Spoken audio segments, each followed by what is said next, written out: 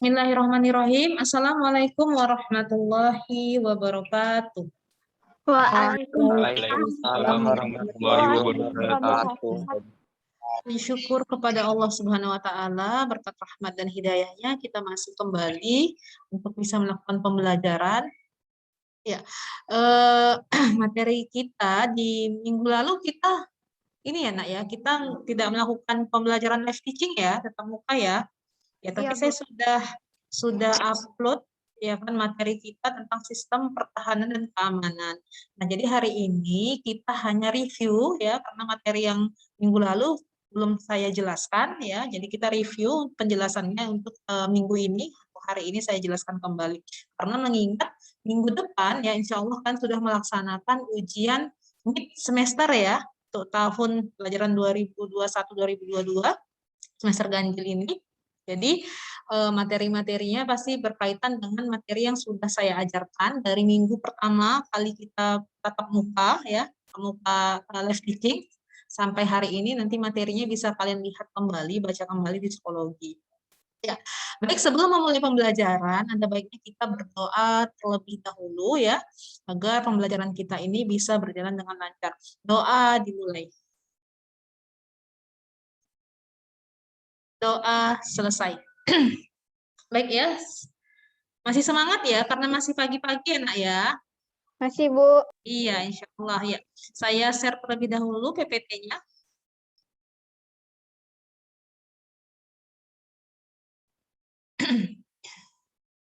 Kelihatan Nak? Kelihatan Bu. Kelihatan Bu. Kelihatan Miss. Oke, Miss, Mem. Ya, baik. Materi kita adalah ya masih dalam pembahasan bab yang sama ya. Subjudul dari sistem pertahanan dan keamanan negara ya.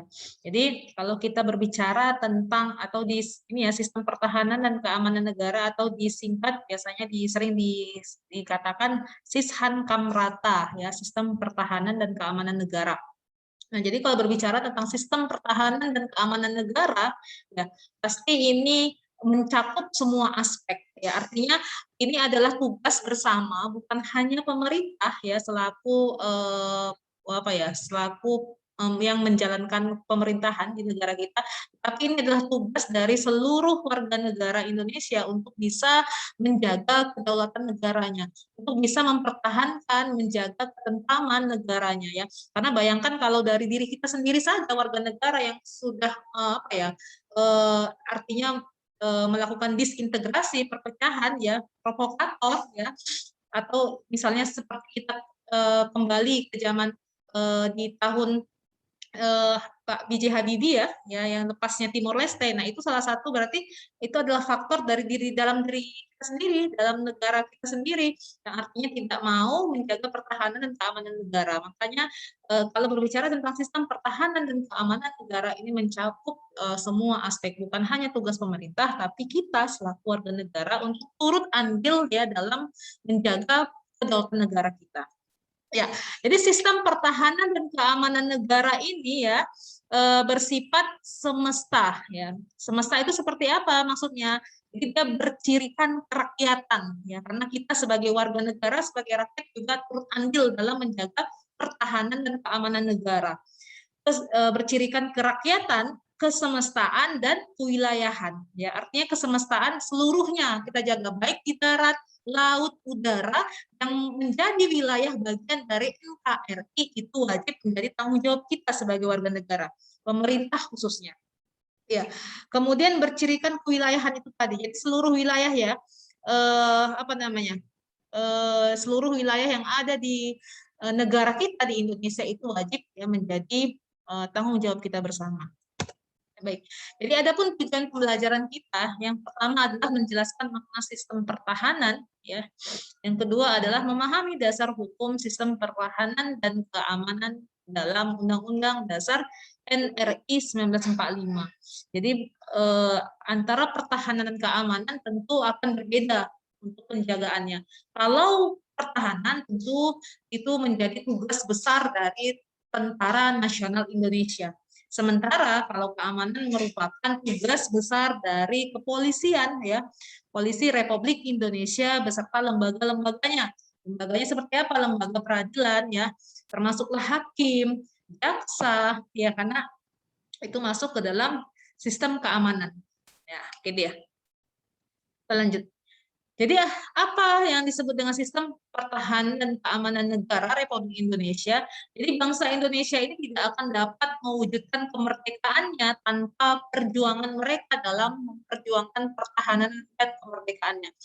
Oleh sebab itu ya, kita ketahui banyak pahlawan kita yang telah memperjuangkan kemerdekaan kita itu dari sebelum merdeka sampai saat ini ya. Itulah apa ya, salah satu upaya mereka untuk menjaga kedaulatan negara, untuk menjaga pertahanan dan keamanan negara kita. Jadi apa itu pertahanan? Ya, jadi pertahanan negara adalah segala usaha untuk mempertahankan kedaulatan negara, keutuhan wilayah dan keselamatan segenap bangsa. Ya, di sini adalah kata mempertahankan kedaulatan negara. Kita tahu kalau nanti ya di semester 2 kita akan membahas materi tentang integrasi dan disintegrasi, ya, penyatuan dan perpecahan. Jadi sangat bersinggungan dengan kedaulatan negara. Kedaulatan negara ini bisa apa ya, bisa datang ya, artinya ancaman terhadap kedaulatan negara itu bukan hanya datang dari luar ya, dari eksternal, tapi juga datang dari internal, dari dalam diri bangsa itu sendiri ya. Contohnya apa tadi? Terorisme bukan cuma dari luar, ada juga dari dalam. Serangan bersenjata ya, kelompok bersenjata seperti misalnya di Papua ya, baru-baru ini ada sebulan yang lalu ada tentara nasional kita dari Sulawesi kalau nggak salah saya ya, yang ditugaskan ke Papua, ternyata di sana gugur ya, tertembak oleh sekelompok bersenjata yang ada di Papua sana. Karena apa? Mereka ingin ya memberontak ya, ingin istilahnya seperti di zaman saya bilang tadi 98 ya, ingin melepaskan diri ya dari Indonesia seperti Timor Leste ya, jadi memberontak lah, nggak mau sepaham dengan apa namanya, kebijakan yang ada di negara kita. Nah, jadi menjaga kedaulatan negara itu bukan hanya dari luar, tapi juga dari dalam. Kalau dari luar, nah itu bisa nampak jelas karena perang misalnya langsung dia ya, seperti Timur Palestina dan Israel. Nah, yang dikhawatirkan adalah kedaulatan, ancaman kedaulatan yang datangnya dari bangsa itu sendiri. Nah, itu yang susah. Ya. Jadi itu makna dari pertahanan. Nah, kemudian, substansi pertahanan dan keamanan negara bertitik tolak pada falsafah dan pandangan hidup bangsa untuk menjamin NKRI. Apa falsafah kita, pandangan hidup bangsa kita apa, Nak? Undang-undang dan Pancasila, Bu. Iya, kebalik. Iya, Undang-undang jangan undang-undangnya dulu, Nak, tapi Oh, Pancasilanya dulu. Undang-undang. Iya, Pancasila dan Undang-Undang Dasar. Karena Pancasila adalah sumber hukum tertinggi, sumber dari segala sumber hukum ya. Jadi turunannya kita ada termaktub dalam Undang-Undang Dasar. Ya, jadi falsafah hidup bangsa kita adalah Pancasila, yang mana sila-sila di dalam Pancasila itu ya wajib diimplementasikan dalam kehidupan kita sehari-hari. Ketuhanan yang Maha Esa, kita wajib misalnya apa namanya, meyakini ya agama, salah satu agama yang telah diresmikan di Indonesia. Ya, kita sebagai umat beragama harus rukun, damai, tidak saling gontok-gontokan sesama umat beragama. Itu salah satu implementasi dari sila ya, dari Pancasila-sila pertama. Jangan seperti di Ambon Maluku yang apa namanya, yang berselisih karena agama gitu dia. Padahal kita disatukan oleh sebuah tadi Bhinneka Tunggal Ika, berbeda tetap satu ya kan, semboyan itu dia.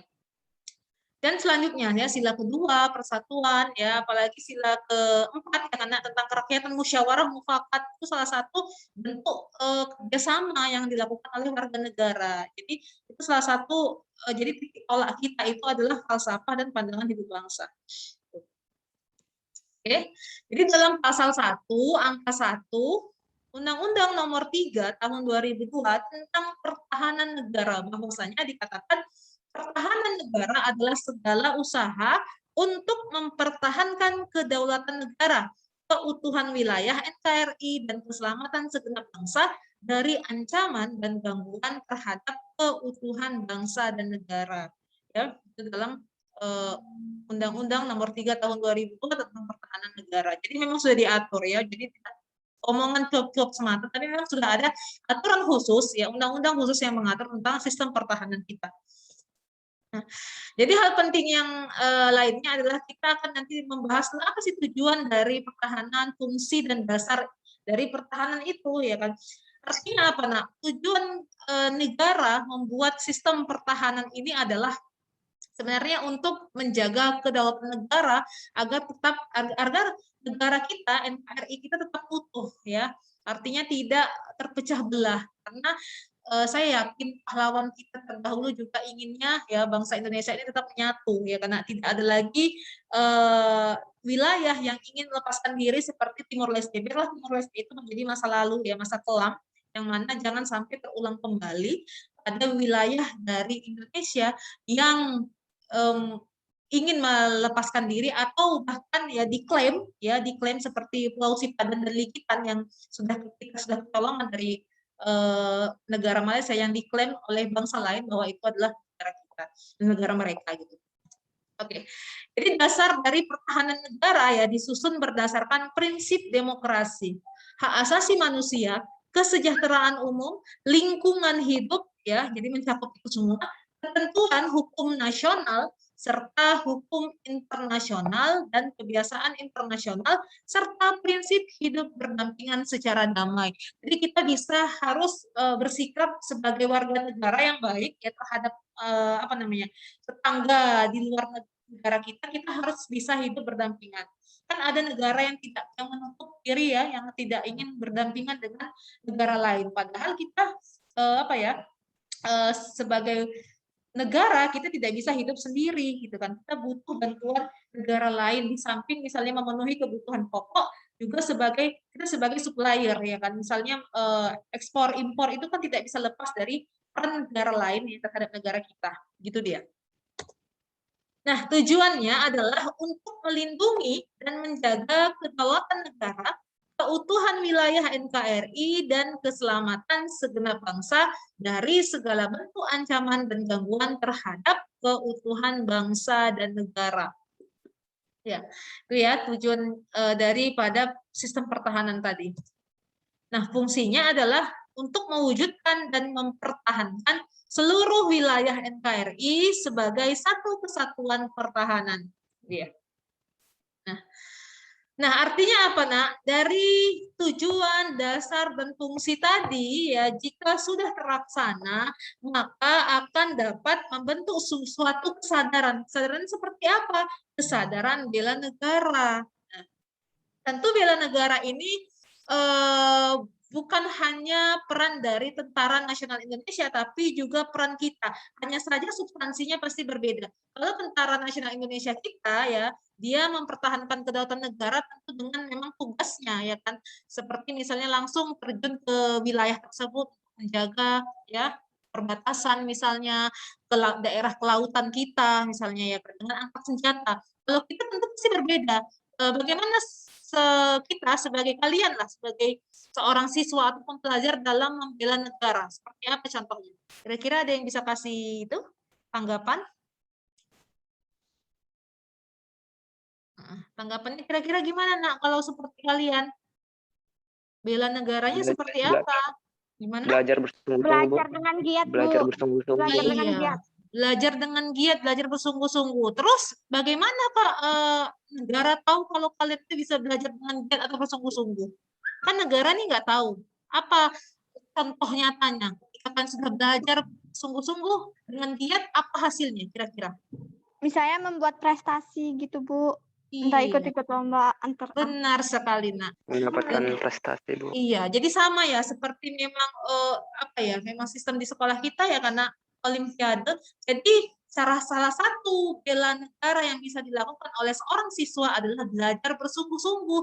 Contohnya apa? Dengan mengikuti ajang-ajang lomba, olimpiade. Jadi seperti di sekolah kita. Jadi kan harus belajar bersungguh-sungguh ya untuk bisa memenangkan sebuah ajang. Itu akan tentunya membawa dampak baik untuk negara kita ya karena ingat kalau olimpiade di sekolah kita bisa sampai tingkat ke kabupaten ya kan, tingkat provinsi sampai ke tingkat nasional, tentu itu akan diketahui oleh seluruh warga negara gitu kan, nampak dia.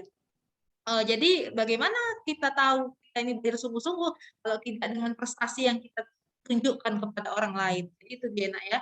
Jadi benar, kita harus seperti kalian nggak mungkin angkat senjata, tapi pasti dengan belajar bersungguh-sungguh dan tunjukkan prestasi kalian ya di ajang-ajang lomba baik nasional maupun internasional. Baik. Jadi itu ya. Iya, Bu. Jadi tadi ya dalam kesadaran bela negara ya kita membahas tentang penyelenggaraan pertahanan negara, bentuk-bentuk usaha pertahanan negara serta sistem pertahanan negara Indonesia. Nah, kita lihat di penyelenggaraan pertahanan negara diatur dalam bab 3 nomor 3 tahun 2002 tentang pertahanan negara dan mengacu pada prinsip-prinsip. Apa saja prinsipnya? Jadi ada 2 prinsipnya.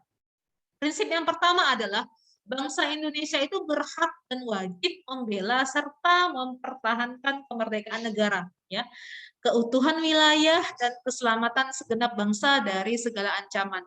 Jadi bukan hanya mempertahankan kedaulatan kita dari serangan negara luar ya, tapi menjaga keutuhan wilayah kita dari internal kita sendiri ya. Ya. Dan menjaga keselamatan segenap bangsa kita. Artinya kita lihat ya negara kita kalau dikatakan aman belum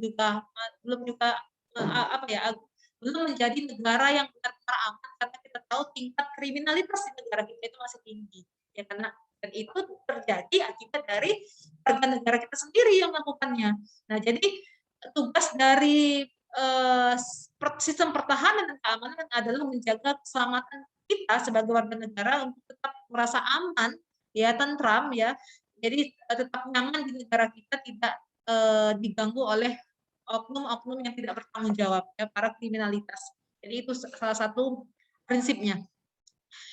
Nah, yang kedua adalah pembelaan negara yang diwujudkan dengan keikutsertaan dalam upaya pertahanan negara yang merupakan kehormatan dan tanggung jawab tiap warga negara. Jadi ini adalah tanggung jawab bersama ya seperti yang saya ungkapkan sebelumnya bahwa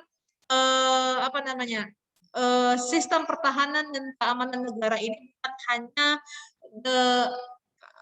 bertanggung jawab itu bukan hanya negara tetapi kita sebagai warga negara. Nah, yang ketiga penyelesaian pertikaian atau pertentangan yang timbul antara bangsa Indonesia dan bangsa-bangsa lain akan selalu diusahakan melalui cara-cara damai. Ya, nah, ini nanti kalian baca ulang saja nanti psikologi ya, jelaskan. Nanti kalau ada yang mau diskusikan di akhir pembelajaran kita ini bisa ditanyakan ya. Nah, waktu kita juga.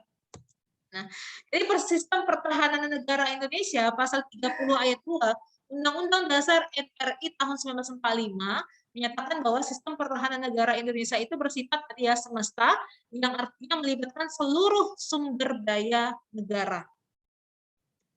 Nah, bentuk-bentuk usaha pertahanan negara kita ya salah satunya dengan seperti yang kalian rasakan sekarang ini adalah menempuh pendidikan kewarganegaraan. Nah, itu nggak diatur dalam Undang-Undang Nomor 20 Tahun 2003 tentang sistem pendidikan nasional kita.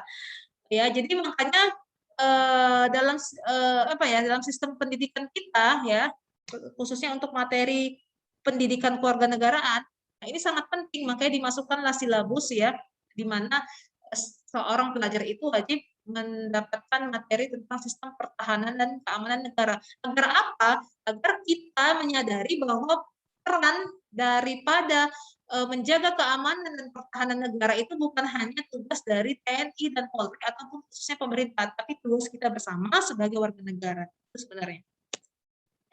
Yang tadi ya dengan mendapatkan pendidikan kewarganegaraan, yang kedua ini pelatihan dasar pemiliteran. Ini pasti dilakukan oleh Tentara Nasional Indonesia. Kalau di negara Korea misalnya ya negara-negara khusus ada yang mereka mewajibkan wajib militer ya kan? Iya, Nah, Bu. kalau kita tidak, kenapa mereka mewajibkan wajib militer sementara Indonesia tidak? Ya, karena ada negara yang berasumsi bahwa negara tersebut adalah negara yang dia dominan dia dikhawatirkan sering memicu peperangan seperti itu ya. Makanya ada negara yang mewajibkan itu tadi pelatihan kemiliteran, wajib militer. Kalau negara Indonesia kan tidak, alhamdulillah kita dari awal kemerdekaan sampai sekarang ya tidak pernah kita lihat perang itu secara langsung, artinya sampai angkat senjata, tidak ya. Mungkin kalau perang dingin ya berseteru itu ada, tapi kalau sampai angkat senjata kan tidak. Nah, jadi negara-negara yang mereka riskan untuk perang, nah itu mereka biasanya mewajibkan wajib militer untuk warga negaranya. Itu dia. Antara misalnya Korea kan, Korea Selatan dengan Korea itu kan dari dulu kalau kita lihat sejarahnya kan memang selalu berselisih. Nah, makanya mewajibkan itu tadi wajib militer. Dan kita juga kenapa tidak? Salah satunya karena wilayah kita besar, warga negara kita banyak. Mau berapa butuh dana, ya kan? Dananya mau berapa besar untuk mewajibkan wajib militer tadi. Nah, yang kemudian ini ya, selain tadi dalam ada undang-undang khusus, dalam undang-undang negara kita, undang-undang dasar kita juga mewajibkan tentang menjaga pertahanan dan keamanan. Di pasal berapa? Pasal 30 ayat 1 ya sampai 5. Ya, artinya tiap-tiap warga negara berhak dan wajib serta dalam usaha pertahanan dan keamanan negara. Berarti di sini dikatakan memang kita wajib ya, ya. Usaha dan pertahanan negara dilaksanakan melalui sistem pertahanan dan keamanan rakyat semesta. Ya, itu dia. Tapi yang lebih khusus lagi di sini disinggung pasti apa? Tentara Nasional Indonesia. Karena biasanya pertahanan itu kan dijaga dengan senjata ya kan, langsung terjun ke perbatasan negara, misalnya menjaga kelautan ya kan itu ya. Oke. Nah, ini intinya adalah sistem pertahanan dan keamanan negara Indonesia diatur dalam pasal 30 ayat 1 sampai 5, yang mana sistem pertahanan dan keamanan dikembangkan oleh rakyat yang semesta dalam usaha pertahanan dan keamanan negara yang dilaksanakan oleh Tentara Nasional dan Kepolisian Negara Republik Indonesia sebagai kekuatan utamanya dan rakyat sebagai kekuatan pendukung. Oke, sampai sini selesai materi kita. Ada yang mau ditanyakan? Saya, Bu. Silahkan.